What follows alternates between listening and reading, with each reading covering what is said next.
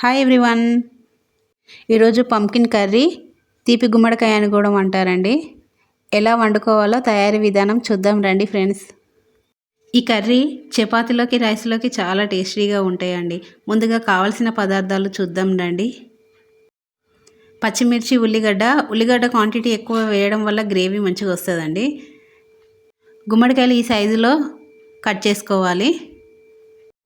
మంచిగా ఉడుకుతుంది ఈ సైజులో కట్ చేయడం వల్ల.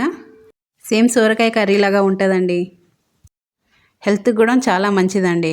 మనం ఎక్కువ ఈ కర్రీని వండుకోము, కానీ వండుకుంటే టేస్ట్ చూస్తే ఇంకా మళ్ళీ వదిలిపెట్టరు, అంత బాగుంటుంది టేస్ట్. మెయిన్గా మనం పోపులో మసాలాలు యాడ్ చేయడం వల్ల టేస్ట్ ఇంకా చాలా బాగుంటుంది, ఫ్లేవర్ మొత్తం మారిపోతుంది. తప్పకుండా వండండి. సరిపడా ఆయిల్ పోసి తర్వాత మసాలాలు వేసి పచ్చిమిర్చి, ఆనియన్ వేసి కలుపుకోండి. ఆనియన్ మంచి గోల్డెన్ బ్రౌన్ కలర్ వచ్చేంత వరకు నూనెలో వేపుకోవాలి. తర్వాత అల్లం వెల్లుల్లి పేస్ట్ వేయండి. తర్వాత పసుపు వేయండి. పసుపు వేసిన తర్వాత బాగా కలపెట్టుకొని గుమ్మడికాయ ముక్కల్ని వేసుకోవాలి. ఈ గుమ్మడికాయ ముక్కల్ని మంచిగా నూనెలో ఫ్రై చేసుకోవాలి. మంచిగా కలిపి మగ్గనిద్దాం. కలుపుతూ మూత పెట్టడం వల్ల ఆవిరికి మంచిగా ఇంకా ఉడికిపోతాయి ముక్కలన్నీ. మనం అప్పుడప్పుడు ఈ కర్రీని వండుకొని తినాలి. తినడం వల్ల ఆరోగ్య ప్రయోజనాలు చాలా ఉన్నాయండి. ఈ గుమ్మడికాయ కర్రీలో పొటాషియం చాలా ఎక్కువ మోతాదులో ఉంటుందండి.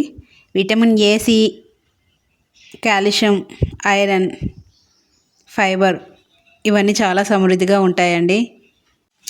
ఎక్కువ మొత్తంలో పొటాషియం ఉంటుందండి. తప్పకుండా అందరూ తినాలి ఈ కర్రీని.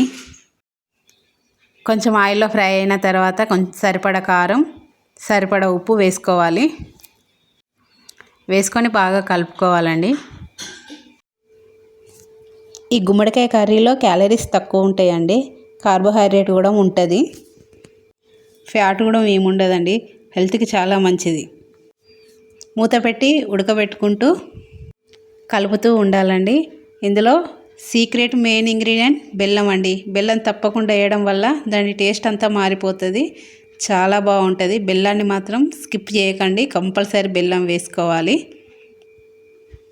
కొంచెం ఒక స్పూన్నర ఆ మోతాదులో బెల్లం వేస్తే బాగుంటుంది. ఈ మసాలాలు, ఈ బెల్లం, ఈ రెండింటితోని కూర టేస్ట్ చాలా బాగుంటుంది.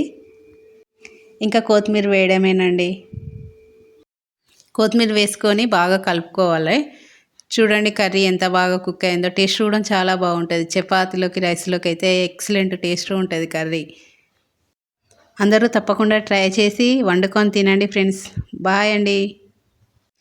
నా ఛానల్ని సబ్స్క్రైబ్ చేయండి, లైక్ చేయండి, కామెంట్ చేయండి. Bye everyone.